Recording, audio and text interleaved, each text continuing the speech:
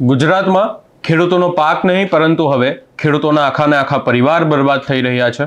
આ નિવેદન ગોપાલ ઇટાલિયા દ્વારા આપવામાં આવ્યું છે અને હવે ગોપાલ ઇટાલિયા દ્વારા મુખ્યમંત્રી ભૂપેન્દ્ર પટેલના ટ્વીટ પર પણ જવાબ આપવામાં આવ્યો છે.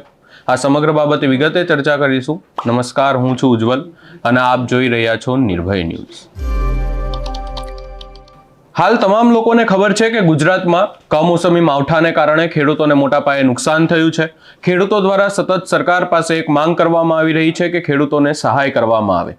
ખેડૂતો માટે આ અઘરો સમય છે. ખેડૂતો હાલ એવી પરિસ્થિતિમાં છે કે ખેડૂતોના ખેતરોમાં કશું જ નથી બચ્યું. ખેડૂતોના ખેતરોમાં કોઈ પણ પ્રકારનું કશું જ નથી બચ્યું અને ખેડૂતો માત્ર ને માત્ર એવી માંગ કરી રહ્યા છે, એવી આશ રાખી રહ્યા છે કે સરકાર તેમના વહારે આવશે.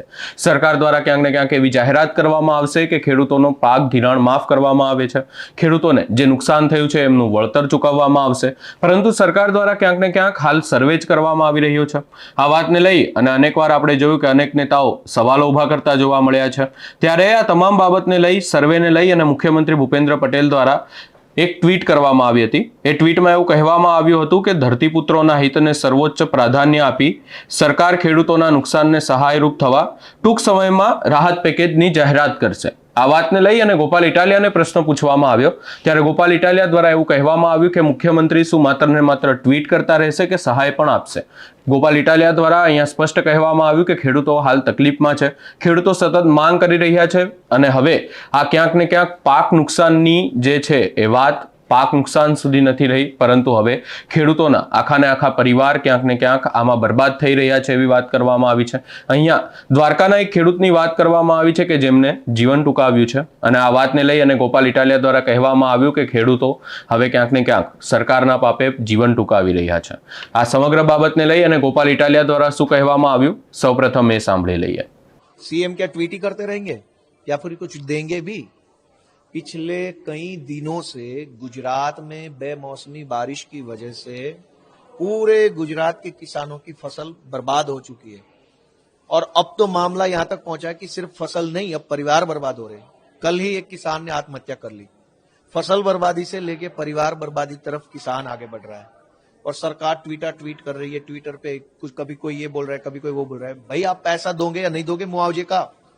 किसान मुआवजा मांग रहा है, किसान अपना ऋण माफी चाहता है कि फसल हुई ही नहीं इस बार, तो हमारा ऋण माफ किया जाए, लोन माफ किया जाए, जो नुकसान हुआ है उसका मुआवजा दिया जाए. किसान ये मांग रहा है, सरकार ट्वीट कर रही है, मंत्री जाके फोटो खींचवा रही है. क्या तमाशा है? कुल मिला के ये सरकार नहीं है, सारा सर्कस चल रहा है और इस सर्कस की वजह से गुजरात का किसान आज दुखी है और किसानों की इस दुख की घड़ी में पूरी आम आदमी पार्टी किसानों के साथ है. मैं खुद किसान का बेटा हूं, किसानों के वोटों से चुना हुआ हूं.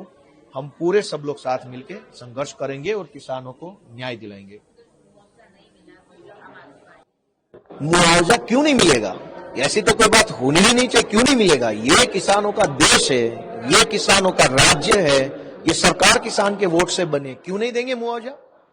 जब बीजेपी के अपने दोस्त लोगों को, इंडस्ट्रियलिस्ट को उनकी लोन माफ करनी है तब तो कोई नहीं पूछता है. 16 लाख करोड़ रुपए माफ कर दिए अपने दोस्तों के बीजेपी ने.